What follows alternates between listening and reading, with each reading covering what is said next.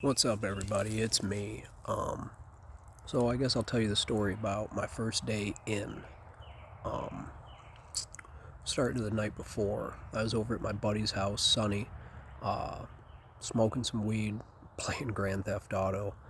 This was over a month, just about over a month since the actual robberies took place. We'll get into the details of that, but I'm just going to tell this story the best I can recall. So I'm over at Sonny's, we're playing Grand Theft Auto, smoking weed. I end up leaving there about midnight, drive back to my girlfriend's house, door's locked. Well, she lived with her parents, and I'm blowing up her phone, but she was like asleep. And that's where I'd been staying for days. Sometimes I'd go back to my sister's house, sometimes I'd stay there. And it's midnight, and I'm like, fuck, man, texting her, calling her, nobody, she's not responding. I'm like, God damn it, how am I gonna get in? So I sit in my car for 20 minutes or some shit. Now it's getting 12:30, whatever. And I'm like, fuck it, it's cold. This was March 1st, but it's still pretty cold. So I walk up to the front door and knock. And sure as shit, her mom answered the door and said, "Oh, it's you?" And I'm like, and she just left the door open and went back to bed. And I was like, wow, that was mind blowing that I was that welcome in her home. Especially she was kind of on to what me and her daughter were doing with the drugs. Not the crime, but Mickey had stole like all types of shit from her mom and stepdad and pawned it and sold it. But that I was welcome in her house, even with her kind of being aware of what me and her daughter were up to, was pretty mind blowing at the time. And as I thought about it over the years, it was like, wow, that was. I wish I had displayed some more gratitude to Mindy and John at the time. So anyway, I go upstairs to Mickey's room. She's asleep. I wake her up, and she's like, "Oh, and that's that." Like, well, now I'm in there. I forget. We might have watched some Law and Order SVU. That was our favorite show. We were watching some Adult Swim, some of the anime cartoons like Sekirei. Might have watched some of that. I can't really remember. This was like before all these streaming services and shit, so you kind of just had to watch what was on Comcast cable. Anyway, we go to bed. The next morning, my phone's blowing up, but I don't care. I just sleep through it, or it wakes me up. I go back to sleep. I got a bunch of missed calls from my neighbor from when I was living in Flint, and his name's Luke. I actually got in touch with him here recently. He still lives. He's still across the street from me, but he left me a voicemail. He's like, "Nicky, what did you do, man? What did you do? There's fucking cops everywhere, man." So I call him, and he basically said the exact same thing when I talked to him. "What the fuck did you do, man?" He's got this he's a real big Mexican cat, a real raspy voice. Anyway, and I'm like, "Shit, man, I don't even know." And he's like, "Man, you better stay away from here." And I'm like, "Fuck." So now I'm sitting there with Mickey, like, I tell her that, and she, oh well, whatever.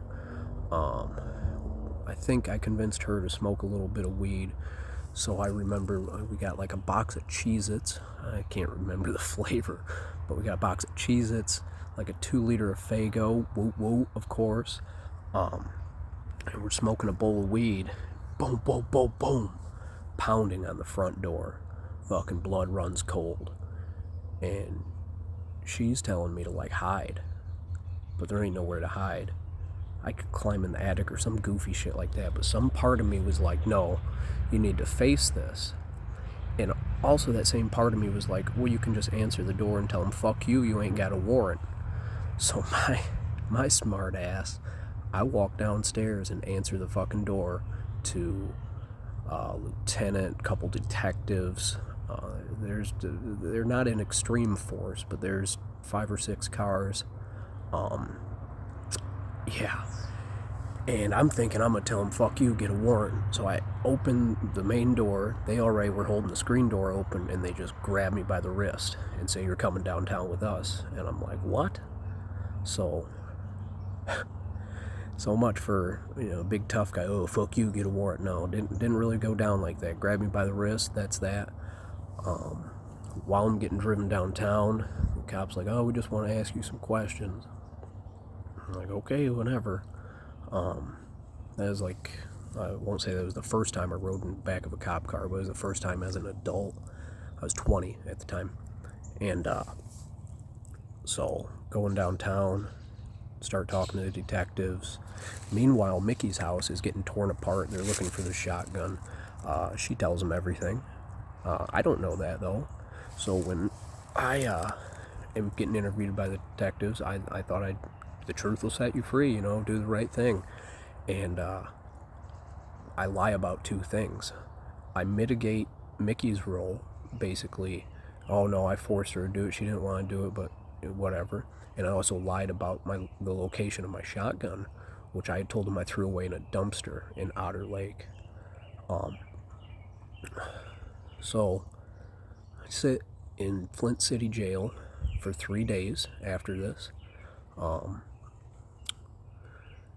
After 72 hours, part of Flint City rules for police whatever investigations is, they have this thing called PFI, which is pending further, or no, PFE, or PFI, some shit. It's like pending further investigation. That's what it is, PFI. So after 72 hours, they have to release you, even if it's fucking murder or whatever the fuck. If they don't press charges within 72 hours, you're free to go. I'm at hour 70. And from sitting in the jail, which is it's one cell with like 8 dudes in it, and I told them what was going on with me, and they were like, "Oh, you shouldn't have fucking said anything to them detectives." Well, too late, I did that. Well, what they suggested was, because the time was getting close, is don't say nothing to the deputies. Just wait. And then when that 72-hour mark hits, bam, they're going to let you out.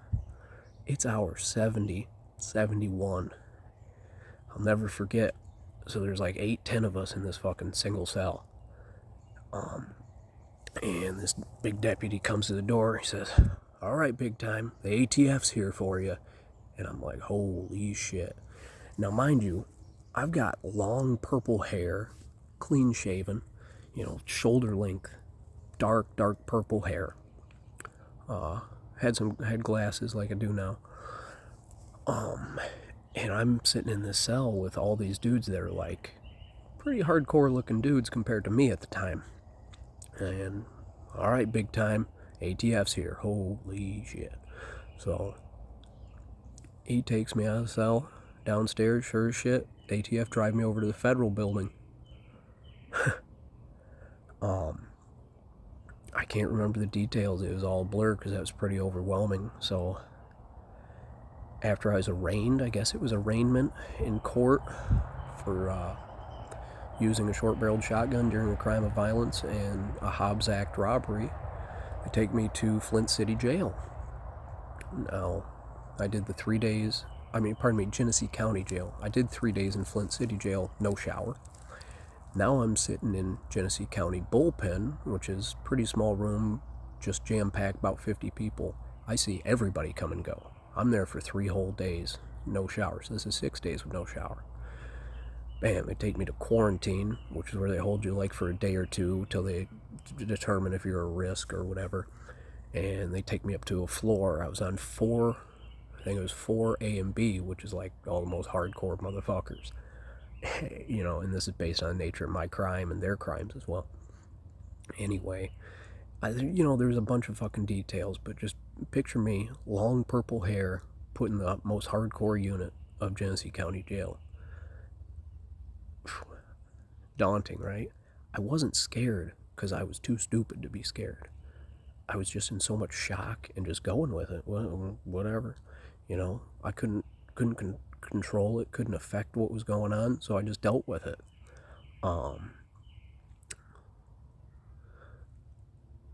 My fucking roommate, it was crazy. We were in the bullpen together. This was a guy, I don't want to put his business out there, but I knew him from some drug dealings I had years prior. About 2 years prior to this. I won't say his name. He was my meth cook, right? So we're in the bullpen together. He's going back to prison for meth. And then we end up being roommates. And in Genesee County Jail, they don't let you pick. They just stick you in with two guys. You know, they just random or however the fuck they do it. So I end up being in the cell with my fucking meth cook. So that was like a good vibe, and he kind of told me about prison, but he had never been to the feds. I wasn't even sure where I was going, what was going to happen, how much time I was looking at, none of that shit. But day one, me, long purple hair, get put in the fucking cell with my meth cook.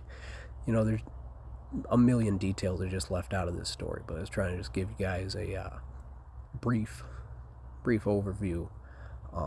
Again, a lot of you would think that I'd be scared. I'm 5'5". I probably weighed about 120 pounds then. Long purple hair. I can't stress that enough. I was an oddball looking motherfucker. And wasn't scared. Just not scared. Just fucking lost, confused, and going with it. And that was my first day in. So, yeah, I'll tell you about my first day out in the next video. Thanks for listening. Hope you enjoyed it. There's more to come. Like, subscribe, whatever the fuck.